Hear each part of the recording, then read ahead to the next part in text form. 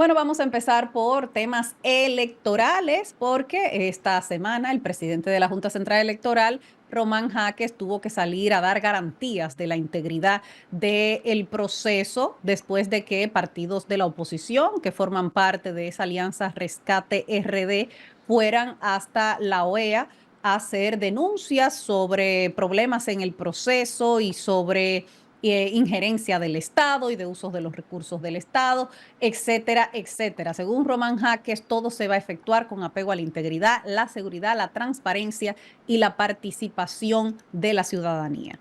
Aquí lo que está pasando es sencillamente que todo el mundo huele los resultados de las próximas elecciones presidenciales y congresuales. Y entonces los partidos de la oposición parecen interesados en dejar la impresión de que todo esto anda mal para la narrativa que habrá después de una derrota. Eso es lo que está pasando aquí. No quiere decir que hay un decreto que diga que el PRM va a ganar o que el presidente va a ganar. Tiene todas las de ganar. Nadie sabe lo que pueda ocurrir, pero tendría que ser algo muy sorpresivo y muy grande.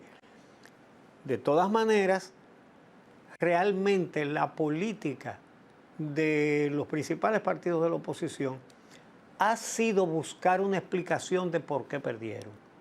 Y entonces esa misma actitud contribuye a empeorar su situación. Entonces Sí. fueron a la OEA a quejarse del partido oficialista, que bueno, compran, que dan dinero y todo lo que ellos han hecho toda la vida.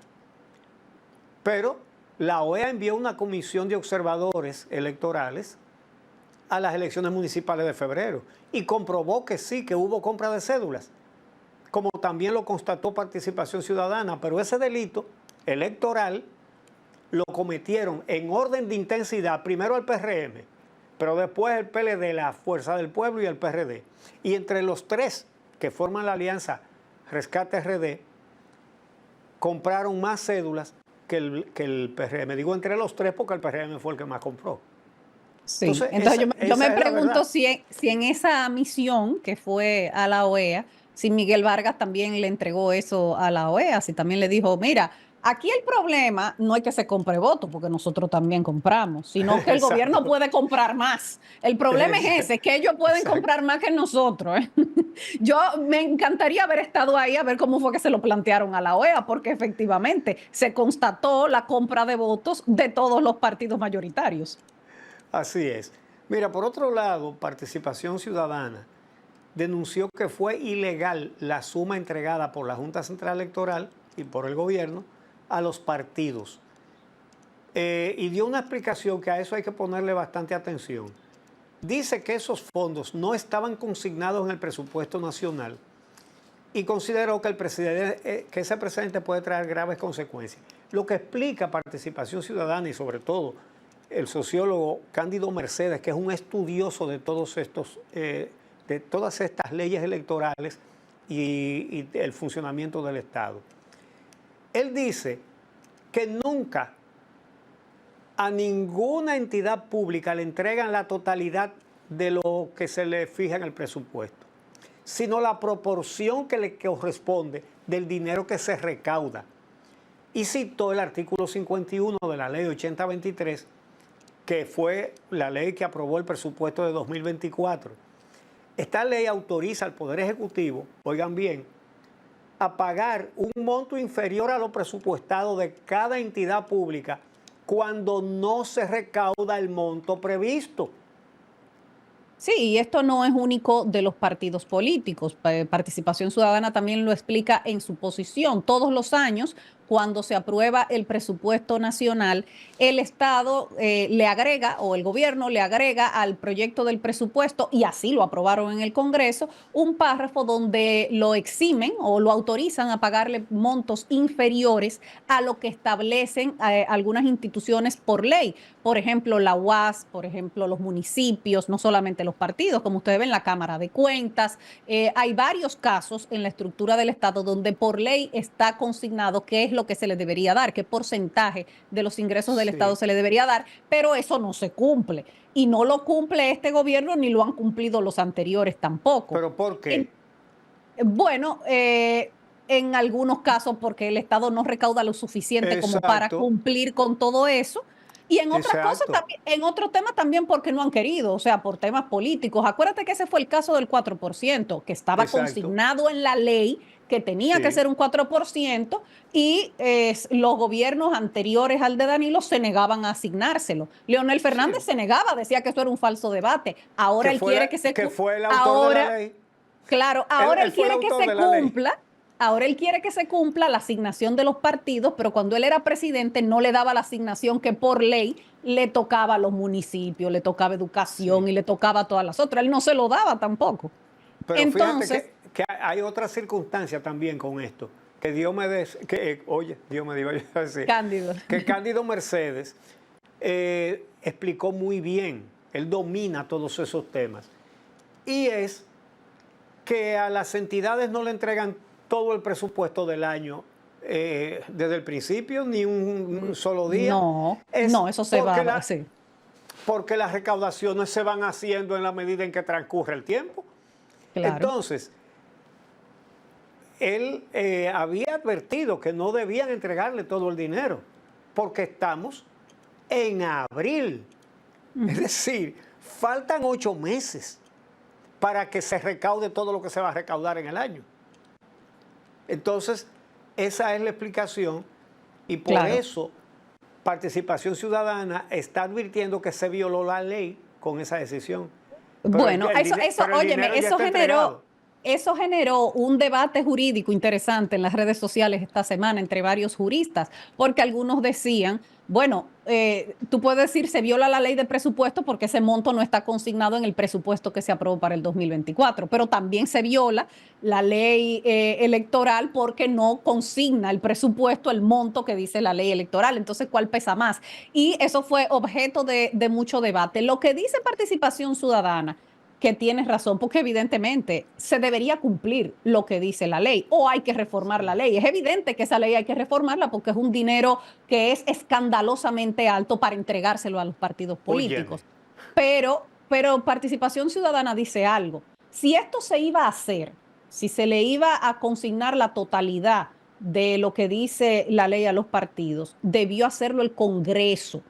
Debió exacto, hacerse en el Congreso, porque el Congreso es exacto, el que aprueba el presupuesto. Eso debió exacto, haberse hecho mediante un presupuesto complementario y agregar esos recursos, no de la forma en que se está haciendo. Esa es la peligrosidad que señala Participación exacto. Ciudadana en todo esto. Y de verdad, el PRM, el gobierno, no es que ha decidido entregarlo porque es benevolente o porque la Junta se lo pidió, que se lo pidió, sino porque a ellos también le toca una tajada gigantesca de eso. Ellos son uno de los partidos mayoritarios. Entonces, por eso es que está esa peligrosidad y debió haber sido en el Congreso. Y la verdad es que llama la atención que durante los 4 meses que se estuvo discutiendo el presupuesto del 2024, los partidos no llevaran este tema al escenario donde había que llevarlo, que era el Congreso. Entonces, Participación Ciudadana hace también un señalamiento ético. Resulta que ¿quién aprueba los fondos que le van a dar los partidos? Los partidos, Ellos mismos. a través de sus congresistas, es decir, a Exacto. través de sus senadores y de sus diputados. Óyeme, eso está fuerte, es un dineral. Pero además, si el Estado le da ese dineral de financiamiento, entonces, ¿por qué pueden recaudar del sector privado? Porque debería hacer una cosa o la otra. Por ejemplo, en los Estados Unidos se puede elegir, pero hay que elegir una de las dos. Los candidatos presidenciales en los Estados Unidos pueden decir, yo voy a hacer mi campaña con fondos del Estado y el Estado le da una cantidad de fondos. Pero si ellos confían en que puede recaudar más que lo que le da el Estado, entonces ellos dicen, no, yo no quiero el dinero del Estado. Yo voy a recaudar que fue la decisión que tomó Barack Obama cuando ganó la primera vez y cuando ganó la segunda vez también. Porque él confiaba en que tenía mucho poder de recaudación. Y así lo hizo. Entonces, se debería elegir una de dos, pero no las No, dos. por eso lo que es evidente es que lo que hay que reformar es la ley. Es la ley que Sí, consigna pero que se ¿quién la le va a dé reformar? óyeme, que se le dé un 0.5% de los ingresos del Estado a los partidos políticos. Pero Esos no son la van a 5.000, reformar ellos. óyeme, 5.000 millones de pesos para gastarlo en Sí, campaña, para gastarlo en sí, campaña. sí, pero no lo van a cambiar porque son ellos los que aprueban la ley.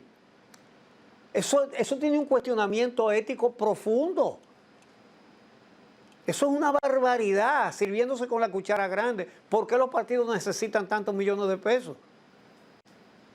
Bueno, la verdad es que en algún momento aquí hay que meterle el pico a eso.